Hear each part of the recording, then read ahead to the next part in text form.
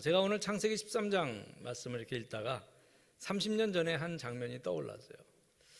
제가 평생 잊지 못한 장면 가운데 하나인데, 30년 전에 저는 나이 30에 이 사병으로 군대를 막 제대했을 그때입니다. 막막했던 시절이었어요. 제가 신학대학 같이 졸업했던 동기 50명, 우리 50명 세대였는데, 제가 입학할 때 50명이었는데 제 1년 후배는 180명, 2년 후배는 360명, 그 다음부터는 뭐 셀 수 없이 많은 그런 후배들이 있었어요. 신학대학 입학 졸업 동기들 가운데 가장 마지막에, 군대도 맨 마지막에 갔고요. 그리고 또 이 목회도 제가 제일 마지막에 나와서 늘 영급으로는 제가 제일 나중이 되었는데, 바로 그때 군에서 제대했던 그 시절입니다. 막막했던 그 시절이고, 제가 다녔던 모 교회는 벌써 떠난 지 6년 이상이 지났었고요. 그리고 저희 집안에 목사님이나 장로님도 없었고, 그 당시에는 수련목 제도도 없어서 무조건 첫 목회를 나가야 되는데, 밑에 후배들이 많이 졸업되는 바람에 저희 졸업 동기들은 다 골라서 나갔어요. 목회지를 다 골라서 나갔어요. 담임자가 없어서 저 산골 같은 데는 다 비어있을 때니까. 그랬는데 제가 나왔을 때는 전혀 그런 데가 없었어요. 개척을 할 만한 그런 돈도 없고, 저희 아버님은 이미 돌아가셨고, 어머니는 병들어서 약한 상태고, 동생들 가운데는 아직 학교도 졸업하지 못한 그런 동생도 있었을 때입니다. 그래서 어떻게 할까 하다가 전국을 돌면서 먼저 목회 나간 선배 목사님들을 찾아다니기로 했어요. 뭐 친구들은 아직 어려운 그런 교회에 있을 때니까 위에 선배들, 제가 1학년 때 2, 3, 4학년 그런 선배들 찾아다녔죠. 경기도 강화, 김포, 그리고 강원도 원주, 강릉, 주문진, 속초까지, 그리고 충청북도에는 충주, 전라도에는 저 광주, 순천, 벌교, 충청북도 충주에 왔을 때는 그때 충주 지방에 목사님들이 교육자회를 하는 날이었는데, 그 날인 줄 알고 이렇게 찾아왔죠.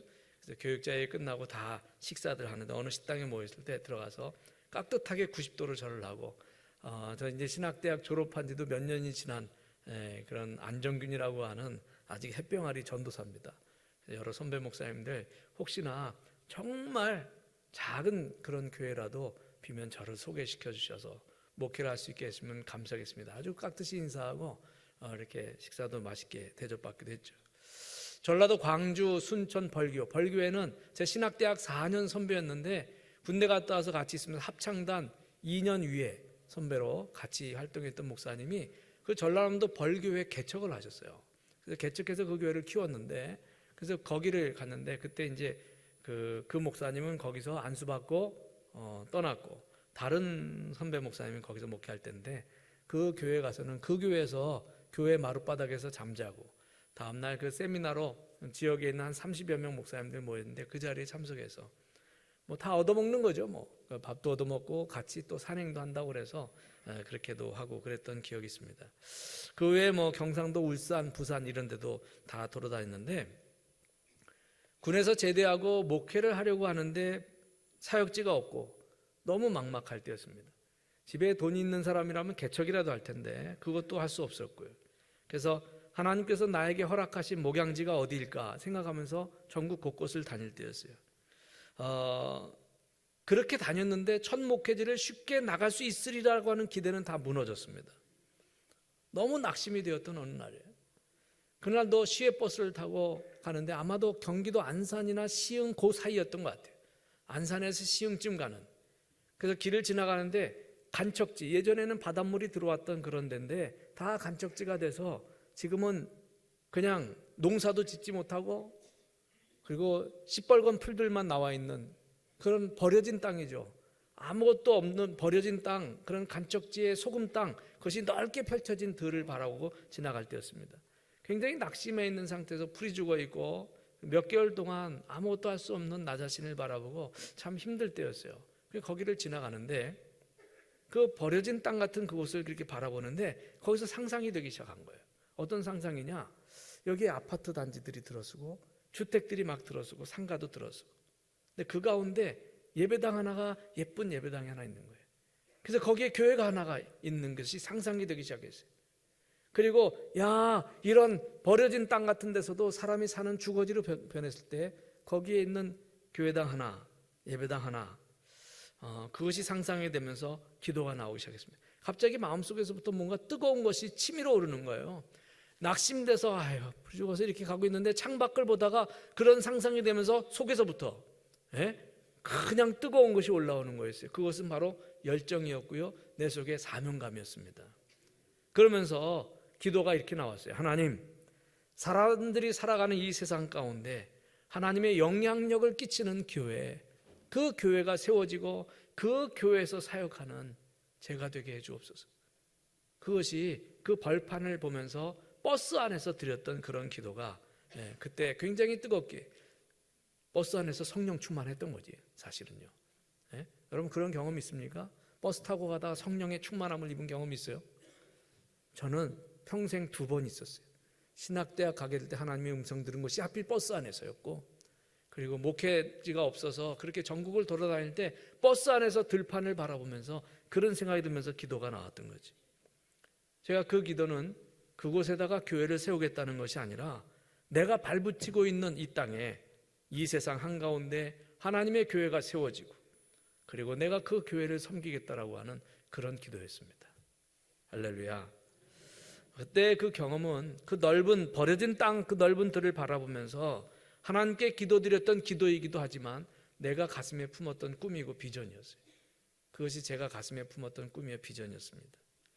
오늘 보면 창세기 13장을 보면서 제가 그 대목이 떠올랐어요. 왜일까요? 그래서 오늘 본문의 말씀의 내용과 유사합니다. 약속의 말씀을 따라갔던 아브라함이었습니다. 그리고 동생의 아들 조카 롯이 아버지가 일찍 죽어서 고아가 된 그 조카 롯을 아브라함은 고향에서부터 거두었어요. 그래서 같이 수십 년을 같이 살았고 그동안 조카 롯은 가정을 이루고 그리고 자기 재산도 어느 정도 생겼습니다. 그런 두 사람이었는데 그 두 사람에게 갈등이 생기면서 두 사람이 서로 다른 곳으로 보게 됐는데 두 사람이 본 땅이 서로 다른 땅이었다 그런 얘기죠. 그 두 사람이 바라본 그런 땅. 이 아브라함과 조카 롯이 여기서 헤어지면서 서로 다른 땅을 얻어서 서로 다른 삶을 살게 되었다는 이야기가 오늘 본문의 이야기예요. 오늘 본문 이전까지는요, 아브라함이 가는 곳에 롯도 함께 갔고 아브라함이 있는 곳에는 롯도 함께 있었어요. 여기서의 롯도 복권이 아닙니다. 롯도 항상 함께 있었고 함께 갔었다는 이야기죠. 그런데 오늘 두 사람이 서로 다른 땅을 바라봤기 때문에, 서로 다른 땅을 바라보고 서로 다른 생각을 했기 때문에 한 사람은 멸망의 길을 갔고요, 다른 한 사람은 복된 길을 가게 됐다는 거예요. 우리가 무엇을 바라보느냐 하는 것은 참으로 중요합니다. 사람이 늘 무슨 생각을 하고 무엇을 바라보고 어떤 그림을 그리고 내 머릿속에 어떤 영상을 그리냐, 이거에 따라서 우리 인생의 미래가 좌우가 되는 겁니다. 아름다운 그림을 그리고 아름다운 영상을 그리며 사는 사람은 아름다운 삶을 살고, 추하고 부정적인 영상을 그리며 사는 사람은 추하고 부정적인 삶을 살게 되어 있다라고 하는 거죠. 특별히 여러분, 시대가 어렵고 삶이 힘들수록 우리는요, 긍정적이고 창조적인 영상, 그 그림, 밝고 빛나는 그런 영상을 그리며 살아야 우리가 축복의 사람이 된다는 겁니다. 오늘 말씀에는 바라본다라고 하는 단어가 나와요. 먼저 10절에는요, 이에 롯이 눈을 들어 요단 지역을 바라본즉, 롯이 눈을 들어서 요단 지역을 바라봤다라고 하는 대목이 나와요. 14절에는 롯이 아브라함을 떠난 후에 여호와께서 아브라함에게 이르시되, 하나님이 아브라함에게 나타나서 말씀하신 거죠. 너는 눈을 들어, 너는 눈을 들어, 그리고 남쪽과 북쪽, 동쪽과 서쪽을 바라봐라. 너는 눈을 들어 바라봐라. 바라보라고 하는 단어가 롯에게 또는 아브라함에게 이렇게 사용된 것을 볼 수 있어요. 우리가 어떤 땅을 보느냐, 또 어떻게 그 땅을 바라보느냐, 어떤 땅을 얻느냐의 여하에 따라 축복의 사람이 되기도 하고 저주의 사람이 되기도 한다. 성경이 극명하게 보여주는 대목이 오늘 본문의 말씀이죠. 여러분, 우리 하나님의 사람들은요, 하나님이 주시는 축복의 땅을 바라보고 그 땅을 얻어야 될 줄로 믿습니다. 그럼 우리 복이 뭘까요? 여러분, 복이 무엇입니까? 그 하나님께서 주시는 약속의 땅을 얻는 게 복이죠. 그 우리가 발부처하는 이 땅 몇 평 주는 거 그것을 말한 것이 아니라 하나님이 주시는 그 비전, 하나님이 주시는 성품, 하나님이 주시는 그 사람을 얻는 것이 바로 복이라는 겁니다. 자, 이런 걸 전제로 해서 오늘 본문의 말씀을 한번 다시 봅니다. 오늘 본문이 우리에게 주는 교훈이 무엇일까요? 세 가지로 요약을 해봅니다. 먼저 첫째는요, 우리 육신의 눈에 보이는 대로 한 선택이 잘못된 선택이 될 수 있다는 거예요. 우리 육신의 눈에 보이는 대로 한 선택이 잘못된 선택일 수 있다.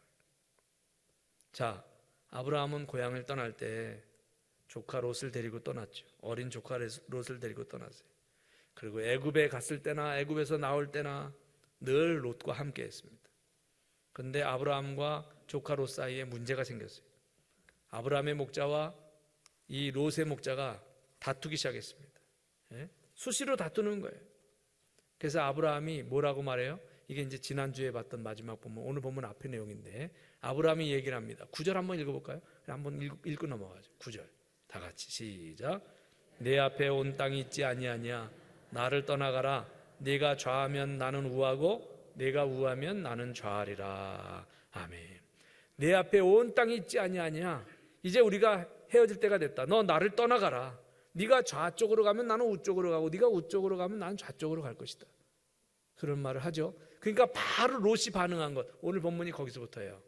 바로 롯이 반응합니다. 10절 다 같이 있습니다. 시작. 이에 롯이 눈을 들어 요단 지역을 바라본즉 소알까지 온 땅에 물이 넉넉하니 여호와께서 소돔과 고모라를 멸하시기 전이었으므로 여호와의 동산 같고 애굽 땅과 같았더라. 아멘. 롯이 바로 삼촌인 큰아버지인 아브라함이 이렇게 얘기하니까 바로 롯이 눈을 들어서 본 거예요. 요단 저쪽 지역, 요단 동쪽이었습니다. 그 동쪽 지역을 보니까 거기에 그 땅이 어떤 땅이에요? 그 땅을 바라봤는데 세 가지로 여기 표현되어 있는데 먼저는 물이 넉넉하니 여러분 물이 넉넉하다, 물이 많다면요 풀도 많겠죠. 광야의 마른 사막지대가 아니라 물이 많은 지역이니까 풀도 많았겠죠. 고대 그쪽 중동 지역에는 거의 목축업을 했어요. 그냥 일반 농사가 아니라 목축업을 했어요. 양과 소를 길렀습니다. 근데 양과 소를 기르는 목축업을 한 사람 입장에서 물이 많고 풀이 많다라고 하는 것은 거기는 아주 적당한 땅이에요. 좋은 땅이라는 거죠. 아, 저곳에 살면 행복하겠다. 롯의 마음에 그런 생각이 들었겠죠. 그 다음에 또 뭐라고 나오냐면 그 말씀의 10절에 여호와의 동산 같고 여호와의 동산이 뭐예요? 에덴 동산이죠. 창세기에 나온 에덴 동산. 여호와의 동산 같고 마치 에덴 동산을 상상하고도 남음이 있는 그런 땅이었다는 거죠. 여러분, 제가 제천에 처음 왔을 때 와우, 제천이야말로 에덴 동산이네, 나 그렇게 생각했어요. 진짜로. 여러분 하나도 동의 안 하는 것 같아.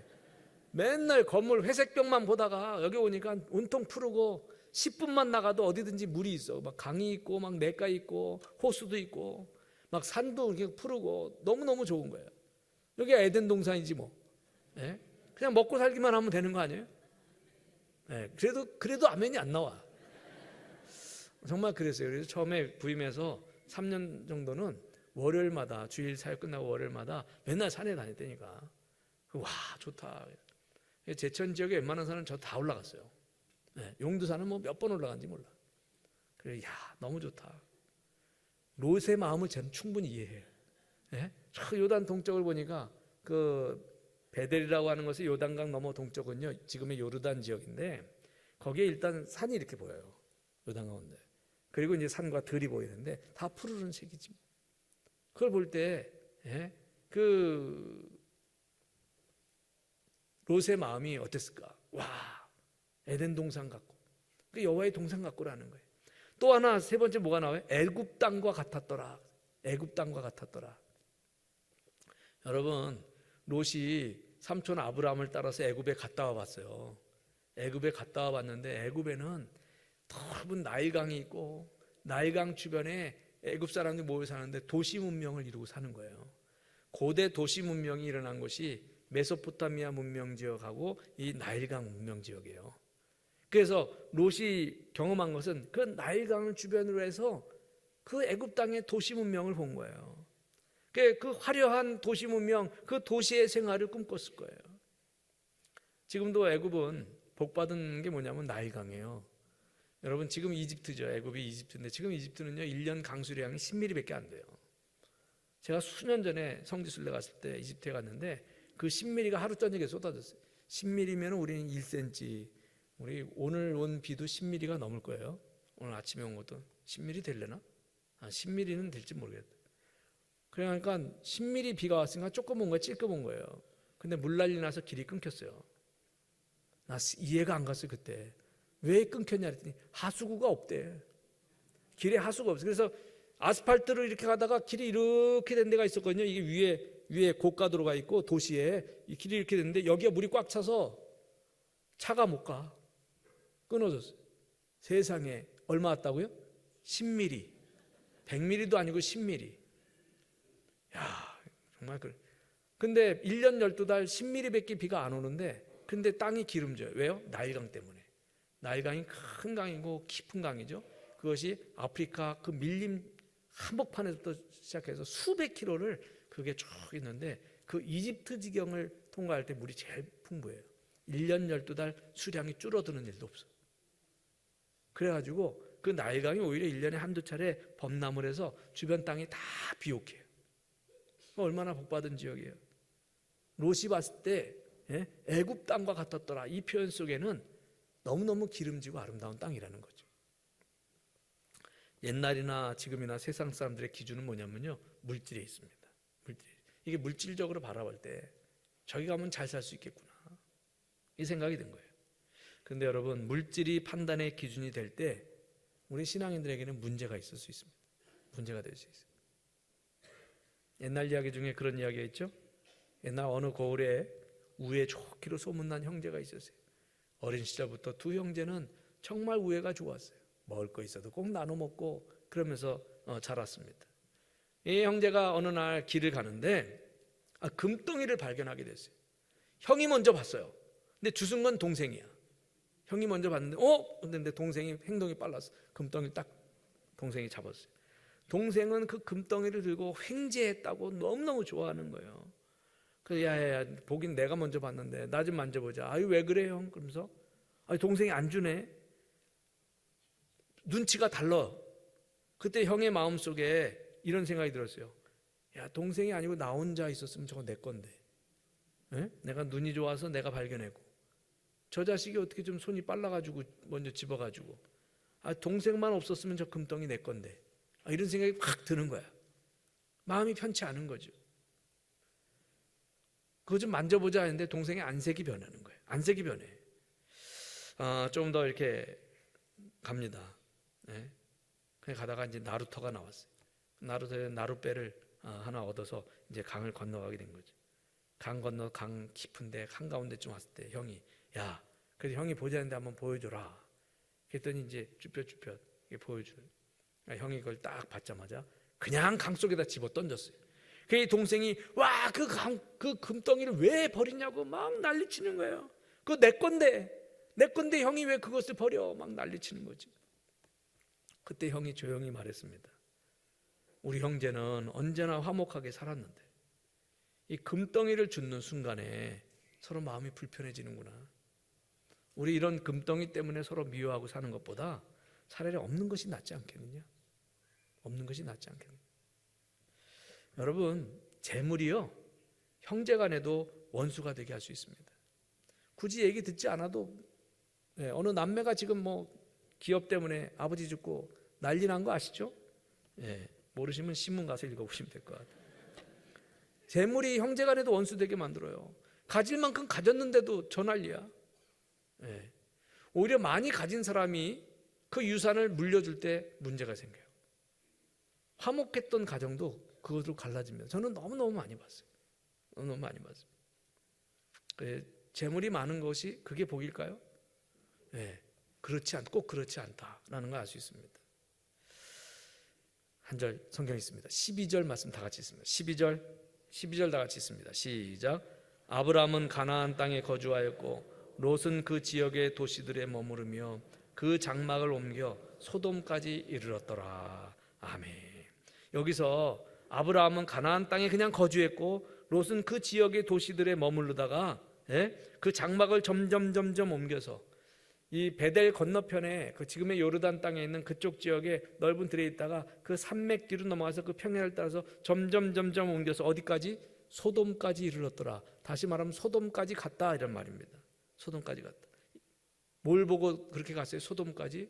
예, 롯은 세상과 물질을 따라갔다는 거예요. 세상과 물질을 따라서 소돔까지 갔다는 거예요.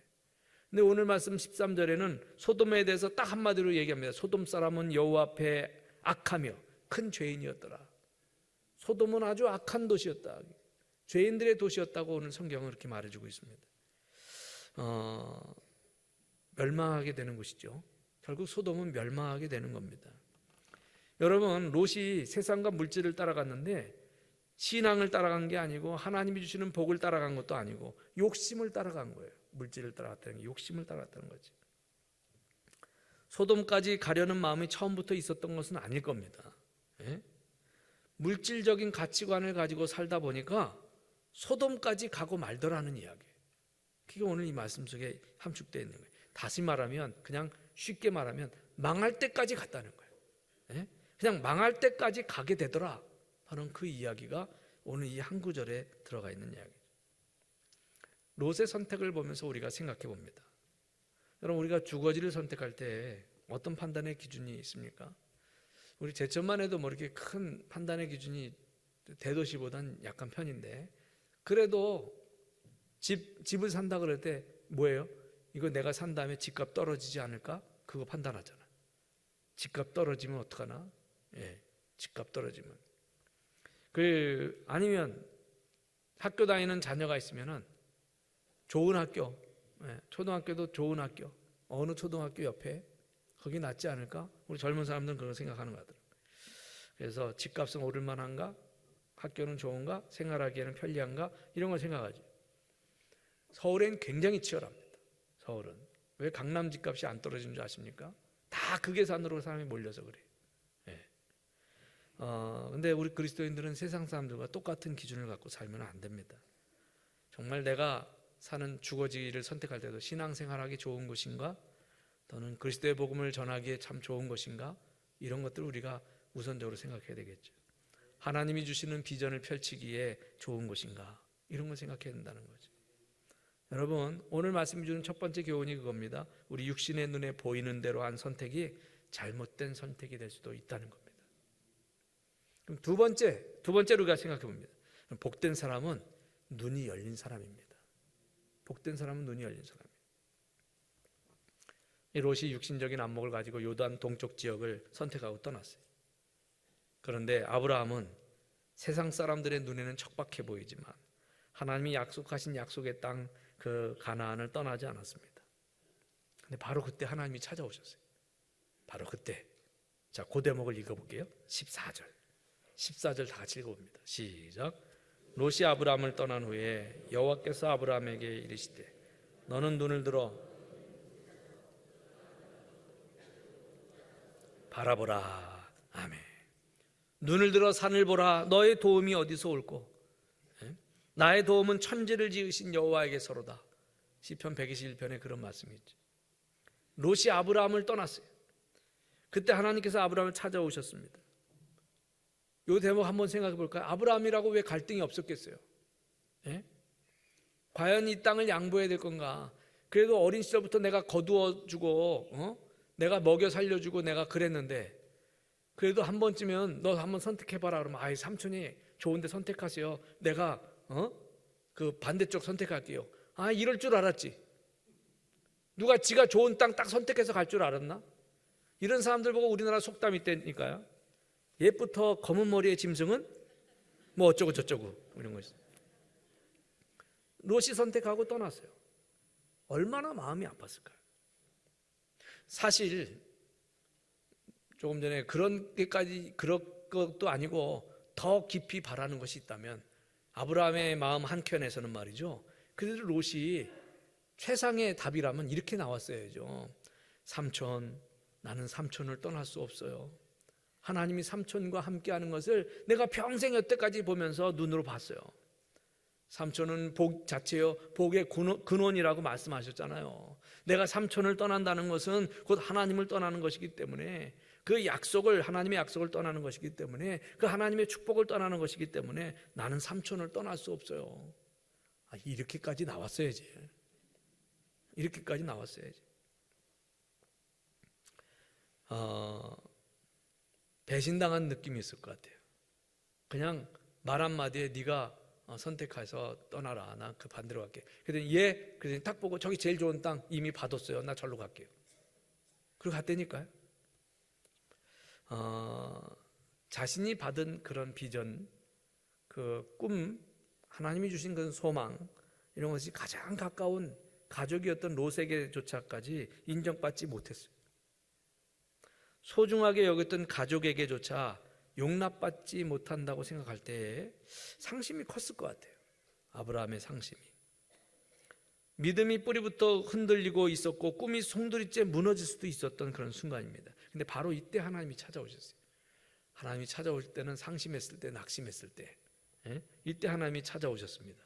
그리고 뭐라고 그래요? 믿음의 눈으로 내일을 바라보고, 믿음의 눈으로 이 세상을 제대로 바라보라고 말씀하시는 거예요. 이게 14절 내용의 핵심입니다. 그럼 여러분, 믿음이 좋다는 게 무엇일까요? 믿음이 좋다는 건요, 시야가 넓어지는 것을 의미합니다. 시야가 넓어지는 거예요. 예수 믿고 은혜 받으면 사람이 변화돼요. 뭐가 먼저 변하냐? 눈이 변합니다. 비전이 변해요. 변하면 안 보이던 세계가 보이기 시작합니다. 변화되면 사소한 일에 집착하던 눈이 변해요. 그런 사소한 일에 집착하던 그런 사람이 큰 일을 바라보게 돼요. 이 세상에서 땅만 보면서 살던 사람이 하늘을 볼 수 있게 된다는 거예요. 가까운 곳만 보던 사람이 먼 곳을 보게 돼요. 생각이 커지고 눈이 넓어지고 꿈이 커지는 거죠. 이제 새로운 세계를 보게 되는 겁니다. 한 번도 보지 못한 세계, 한 번도 들어보지 못한 세계, 한 번도 꿈꾸지 못한 세계를 향해서 마음과 눈이 열려지게 되는 거고요. 그 새로운 세계를 바라볼 수 있게 되는 겁니다. 이것을 비전이라고 얘기를 해요. 이것을 비전이라고 해요. 여러분, 정말 복된 사람은요, 눈이 열린 사람입니다. 눈이 열린 사람. 세 번째, 오늘 말씀이 주는 교훈이 있습니다. 지금 이곳에서 믿음으로 바라보는 사람이 하나님의 축복을 받는다는 거예요. 성경은 늘 그렇게 이야기를 하고 있습니다. 롯을 떠나보낸 상심하고 있는 낙심한 그런 아브라함에게 찾아오신 하나님께서 말씀하셨죠. 너는 눈을 들어 너 있는 곳에서 동서남북을 바라봐라. 여기서 동서남북 새로운 세계를 보라는 거죠. 믿음의 세계를 보라는 거죠. 동쪽만 보던 눈으로 서쪽도 보고 남쪽도 보고 북쪽도 봐라. 롯은 동쪽만 바라보고 갔어요. 그런데 아브라함은 서쪽, 남쪽, 북쪽 다 봤어요. 그러니까 엄청난 차이가 있어요. 사실 여러분, 내 현실을 잘 살피는 것이 잘못된 건 아니에요. 내 현실을 잘 살피는 것도 중요합니다. 그러나 거기서 하나님의 계획과 하나님의 동행하심을 보지 못한다면 아직 우리 부족한 거예요. 현실에 도취되어서 영원한 세계를 보지 못한다면 그것은 큰 잘못이 되는 겁니다. 성경의 인물 가운데 바라봄의 능력이 있던 사람들이 많이 있죠. 아브라함의 손자 야곱의 이야기, 이제 창세기에 야곱의 이야기 나오는데, 야곱도 믿음으로 세상을 바라볼 줄 아는 사람이었어요. 그래서 하나님이 야곱을 이름을 이스라엘로 바꾸면서 이스라엘 민족을 형성시키게 되죠. 야곱에게는 바라봄의 능력이 있었던 겁니다. 신약 성경에 보면 사도 바울도요, 바라봄의 능력이 있었어요. 바울은 히브리인이었고요, 전통적인 유대인이었어요. 전통적인 유대인이고 히브리 율법학자들은요, 유대인이 아닌 이방인들은 전부 개돼지보다 못한, 그런 짐승보다 못한 사람 취급했어요. 바울도 그런 사람이었어요. 근데 그가 예수님을 만나고 난 이후에는요, 새로운 세계를 내다보게 됐습니다. 자신이 짐승처럼 취급했던 그런 이방인들에 대한 새로운 꿈을 꾸게 되고, 전 세계에 펼쳐나갈 하나님의 그런 은혜의 세계를 보게 됩니다. 그래서 바울이 이방인의 사도가 돼요. 유대 땅만 바라보던 눈이 온 세상에 펼쳐질 하나님의 비전을 보았기 때문에 그렇습니다. 이게 바울의 바라봄의 능력이에요. 실제로 있었던 이야기죠. 가난한 농촌 마을에서 가난한 농부의 아들로 자란 한 소년이 있었어요. 정말 너무너무 가난한 농부의 아들이었어요. 근데 이 소년이 자기 여기 있다가는 아무것도 뭘 못하겠다 그래서 10대 소년 시절에 집을 뛰쳐나와서 서울로 올라갔어요. 아무도 가진 것이 없는 소년이 서울 가서 할 게 뭐 있어요? 그래서 구두 닦기를 했어요. 구두 닦기를 하면서 야간으로 고등학교를 들어갑니다. 구두 닦기 하면서 야간으로 고등학교를 들어가요. 이 소년의 이름은 태영이라고 하는 그런 아이였습니다. 이 태영이는 전형적인 한국 농촌 마을에 가난이 싫어서 그 대도시 서울로 와서 이 고생을 하면서 공부를 하는데 그 속에서도 내가 나중에 다시 농촌으로 가서 내가 자라난 농촌으로 가서 농촌의 부흥을 내가 이루어야겠다. 농촌의 부흥을 꿈꾸기 시작합니다. 그러고 나서 보니까 서적들을 보니까 전 세계에 농업으로 부흥한 나라가 있는데 덴마크라는 나라가 있었어요. 덴마크는 참 척박한 땅을 가졌어요. 거기다가 덴마크는 땅은 바다의 수면보다 낮아가지고 까딱해서 이게 잘못하면 막 바닷물이 넘어와서 온 토지를 짠물로 덮어서 농사도 못 짓게 되는 그런데 그래서 네덜란드는 막 뚝을 쌓고 그래가지고 그 농토를 막 이렇게 보호해서 세계적인 농업 국가가 되죠. 그리고 거기다 화훼, 꽃도 농사도 세계적인 꽃 농사를 지면서 그거로도 부가가치를 많이 이루고요. 덴마크가 농업으로 부흥한 아주 대표적인 나라고요. 세계에서 농업으로 해서 1등 국가가 된 거예요. 그래서 이 소년 태영이는 그것을 바라보고 꿈꾸기 시작했어요. 서울에 올라서 그 힘든 와중에 신앙생활을 시작합니다. 교회 나가서 새벽기도를 해요. 새벽기도 하면서 하나님, 내가 농촌을 부흥할 수 있도록 하나님 함께해 주옵소서. 내가 덴마크 같은 그런 성공한 농업 국가를 모델로 내가 자라난 농촌을 바꿔나가는 그런 사람 되게 해 주옵소서. 그래서 매일 새벽마다 그냥 덴마크 농촌 부흥 이렇게 기도하던 이 태영이가 어느 날 내가 그냥 기도만 할 게 아니라 뭔가 해야겠다. 그래서 종이를 꺼내가지고 이 영어 사전을 넣고 자신의 꿈을 영어로 적기 시작했어요. 자신의 그런 꿈을 영어로 적었어요. 영어로. 그리고 다 쓴 다음에 그냥 봉투에 넣어서 누구에게 이 편지를 보내긴 해야 되겠는데 누구한테 보내지? 겉봉투에다가 덴마크 코펜하겐 그리고 거기 왕궁 주소 프레데릭 9세 국왕 그렇게 앞으로 그냥 넣었어요. 우체통에. 그리고 시간이 지났는데 40일 지난 다음에 덴마크 국왕의 보좌관으로부터 회신이 왔고요.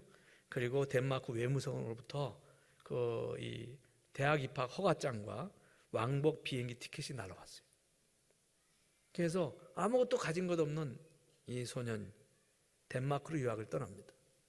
덴마크에 유학을 갔고 그리고 이스라엘을 거쳐서 이스라엘에서도 유학을 하고 덴마크와 이스라엘 유학을 마치고 한국에 돌아와서 건국대학교 교수가 되죠. 그리고 농촌운동의 선구자 이 사람이 유태영 박사입니다. 유태영 박사. 저는 이 이야기를 하는 게 바라봄의 능력이죠. 바라봄의 능력이고 바라봄의 결과를 말씀드린 겁니다. 오늘 14절에 주목할 단어가 하나 더 있어요. 14절 말씀에 너 있는 곳에서 바라보라 라는 말씀입니다. 지금 너의 모습, 너의 위치, 네가 있는 그곳에서 바라보라. 환경이 좋아진 다음이 아니라 지금의 어려운 이 환경 속에서 5년, 10년 후가 아니라 오늘 이 자리에서 꿈꾸고 비전을 품고 희망을 바라보라는 그런 말씀입니다. 지금 있는 그곳에서 네가 있는 그 땅을 복된 땅으로 만들려고 하는 겁니다. 그러면 어떻게 됩니까? 오늘 성경 15, 16절 있습니다. 15절과 16절 다 있습니다. 시작. 보이는 땅을 내가 너와 네 자손에게 주리니 영원히 이르리라. 내가 네 자손이 땅에 티끌 같게 하리니 사람이 땅에 티끌을 능히 셀 수 있을진데 네 자손도 세리라. 아멘. 이 말씀은요, 하나님께서 주시는 축복은 무한하다는 거예요. 뒤에 사람이 땅에 티끌을 능히 셀 수 있을진데 내 자손도 세리라. 무슨 말이에요? 사람이 이 땅에 티끌들을 셀 수 있다면 네 자손도 셀 수 있을 것이다. 반어법이죠. 사람들이 이 땅에 티끌을 셀 수 없는 것처럼 네 자손도 셀 수 없을 것이다. 이런 내용이죠. 이 말씀은 하나님께서 주시는 축복은 무한하다라고 하는 뜻이, 하나님께서 주시는 축복은 무한대로 펼쳐질 수 있음을 말씀하시는 겁니다. 우리가 우리 다음 세대에게 줄 꿈과 비전의 내용이에요. 예? 꿈과 비전의 내용. 내 자녀 손들에게 계속해서 알려줘야 될 꿈과 비전의 내용이에요. 한국 기독교 사회에 기록된 인물 가운데 조선 말기와 일제 초기를 지냈던 백시성을 가진 한 여인이 있었어요. 어린 나이에 결혼했습니다. 15세 결혼해서 남편이 16살 때문에 죽었어요. 그러니까 일찍 남편 죽고 16살에 혼자 됐어요. 네? 참 기구하죠? 이 여인이 그때부터 예수를 믿었어요. 열심히 기도하는 사람이 됐습니다. 일찍 혼자 됐기 때문에 고생을 많이 했어요. 입을 거 제대로 입지 못하고 먹을 거 먹지 못하고 그러면서 바느질 삭바느질을 키를 쓰고 돈을 모았어요. 자기 혼자 입에 풀칠하면 되는 거였으니까 하여튼 키를 쓰고 돈을 모았어요. 그래서 200냥을 모았어요. 200냥. 그리고는 시어른들과 남편의 무덤을 좀 제대로 모시기 위해서 좀 어디 좀 땅을 좀 구해야 되겠다. 친척의 소개로 대동강변에 한 산을 사게 됐습니다. 200냥으로 평양 대동강변에 산을 하나 사게 됐어요. 그래서 그 산을 사고 대금을 치르고 땅 문서를 손에 쥐고 말이죠. 이제 남편 무덤 다 이장해야지. 그리고 그 산을 딱 올라갔는데 웬걸 가보니까 이장을 할 수 없는 아주 돌로 가득 찬 버려진 땅이었어요. 돌산에 아주 버려진 땅이에요. 돌 색깔도 뽀얀 돌들만 가득 차 있는. 그래가지고 너무 속상하고 이 버려진 땅을 내가 200냥이나 주고 살라.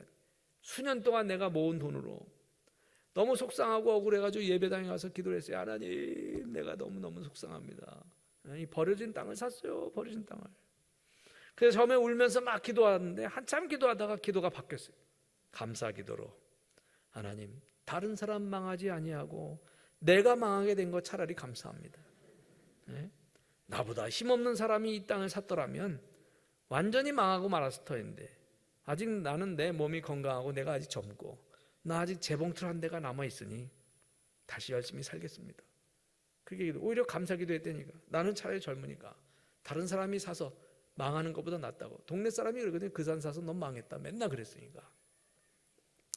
그런데 그 이후에 어떤 일본 사람이 일본의 어떤 그 기업을 하는 사람이 그 대동강에 다리를 놓으려고 이제 계획을 하고 시멘트 공장을 세우려고 하는데 석회암 지질을 조사하던 중에 대동강변의 석회암으로 온통 석회암으로 쌓인 산을 발견하게 된 거죠. 이 백씨 아주머니 땅이었어요. 그래서 그 기업주가 사람을 보냈습니다. 300냥에 팔으라고. 300냥에 그걸 팔으라고. 그러니까 이 백씨 아주머니가 뭐래? 내가 아무것도 모르고 200냥에 샀는데 마을 사람들이 나보고 망했다고 하도 그러는데 그것을 팔아서 다른 사람이 망하는 것을 볼 수 없습니다. 못 팝니다. 다른 사람이 그 땅 사서 망하는 걸 볼 수 없다고. 그러니까 1000냥 준다고 그랬어요. 아우 그 쓸모없는 땅을 1000냥을 주고 샀는데 더더욱 안 됩니다. 그거 망합니다. 5000냥으로 올라갔어요. 절대 못 판다고 그런 거지. 고집도 세. 모르니까 고집이 센 거지. 10,000냥까지 올라갔어요. 전 자기는 절대 못 합니다. 20,000냥까지 올라갔어요. 20,000냥. 그러니까 이제 그 일본 사람이 아유 무슨 여자가 고집도 황소고집이야. 그래서 도지사를 통해서 이 여인에 대해서 알아보게 됐는데 보니까 교회를 다니네. 그래서 이 여자가 다니는 교회 목사님을 찾아가서 이 일본 사람이 설득하는 겁니다. 여차저차해서 저차저차해서. 그래서 그 땅이 꼭 필요합니다. 그래서 목사님이 이제 가서 설득을 했어요. 그게 못 쓰는 땅이 아니라고. 참 귀한 땅이라고. 그래서 20,000냥에 팔았어요. 200냥에 샀는데 딱 100배 받고 20,000냥에 팔아요. 그래서 그 돈으로 이 여인은 먼저 교회를 짓고 그리고 학교를 하나 세웠어요. 거기다가 기독교 회관 건물을 하나 더 지었어요. 평양에. 그분이 세운 학교가 신학대학교, 평양신학대학교. 그 평양신학대학교가 6.25 이후 남쪽으로 내려와서 장로의 신학대학교가 됐어요. 장로의 신학대학교. 그래서 장로교단에서는 이분의 믿음을 기려서 이분의 이름을 새로 지어줬어요. 선행이라고. 선행. 그래서 지금도 백선행이라는 이름으로 한국 기독교사에 전해 내려오고 있는 아주 유명한 여인의 이야기입니다. 하나님께서 주시는 땅은요, 내가 보지 못하는 땅이에요. 내가 꿈꾸지 못하는 땅입니다. 내가 땀 흘려서 만든 땅도 아니에요. 내가 가꾼 땅도 아니에요. 근데 하나님은 이 땅을 우리에게 주신다고 말씀하세요. 그 땅은 이 현실에서 땅보다 영원한 땅을 말하는 거죠. 아브라함에게 말씀하신 하나님이 눈을 들어 북쪽과 남쪽 그리고 동쪽과 서쪽을 바라보라. 이 말씀 속에 네가 보지 못했던 새로운 땅, 새로운 세계를 바라보라. 이런 말씀입니다. 여러분, 그 하나님이 약속하시는 약속의 땅을 바라보시기 바랍니다. 하나님이 저와 여러분을 위해서 준비한 축복의 땅을 바라보시기 바랍니다. 하나님께서 저와 여러분에게 펼쳐질 미래에 우리들을 향한 그런 영광스러운 계획을 바라보시기 바랍니다. 또 믿음의 눈을 들어서 우리 교회를 향한 하나님의 역사를 내다보시기 바랍니다. 하나님께서 새로운 역사를 펼쳐주실 줄로 믿습니다. 우리 다음 세대 우리 자녀들에게, 우리 다음 세대 사람들에게 이런 비전을 심어주고 이런 바라봄의 안목을 심어줘야 됩니다. 지금 있는 이곳에서 믿음의 눈을 들어서 약속의 땅을 바라보는 저와 여러분의 삶 속에 놀라운 하나님의 축복이 함께 하시기를 주의 이름으로 축원합니다. 기도하시겠습니다.